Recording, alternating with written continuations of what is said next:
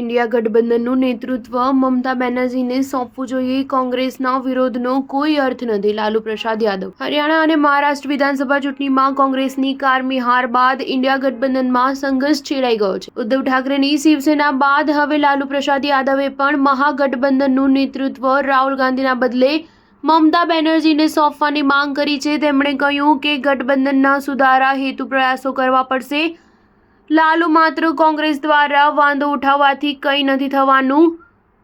ગઠબંધનના સાથીદારો પરિવર્તન ઈચ્છે છે અને તેઓ ચર્ચા કરી રહ્યા છે. લાલુ યાદવની આ ટિપ્પણી મહત્વની માનવામાં આવી રહી છે અને તેને બિહાર વિધાનસભા ચૂંટણી સાથે પણ જોડવામાં આવી રહી છે. લાલુ યાદવ દ્વારા પણ રાહુલ ગાંધીના બદલે મમતા બેનર્જીને ઇન્ડિયા ગઠબંધનના નેતા બનાવવાની માંગ મહત્વપૂર્ણ છે. લોકસભા ચૂંટણી પહેલા લાલુ યાદવ સાથે તેમની સારી જુગલબંધી જોવા મળી હતી. રાહુલ ગાંધીને વરરાજા બનવા માટે રાજી કરનાર લાલુ યાદવના નિવેદનનું ખૂબ મહત્વ છે. તેમણે સ્પષ્ટ કહી દીધું છે કે માત્ર કોંગ્રેસ દ્વારા વાંધો ઉઠાવવાથી કંઈ નહીં થાય, પરંતુ ગઠબંધનને મજબૂત બનાવવા માટે નેતૃત્વમાં ફેરફાર જરૂરી છે અને તેમાં કંઈ ખોટું નથી.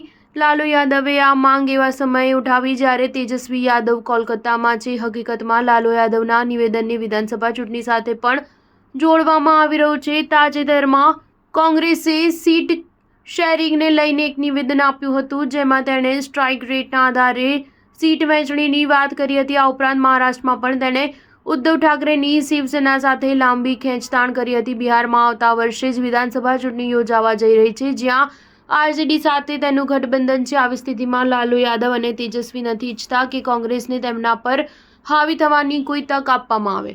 એવું માનવામાં આવી રહ્યું છે કે આરજેડીનું આ નિવેદન એક દબાણની વ્યૂહરચના હેઠળ છે, જેમાં રાહુલ ગાંધીના નેતૃત્વ પર યોગ્ય સવાલ ઉઠાવવામાં આવ્યા છે.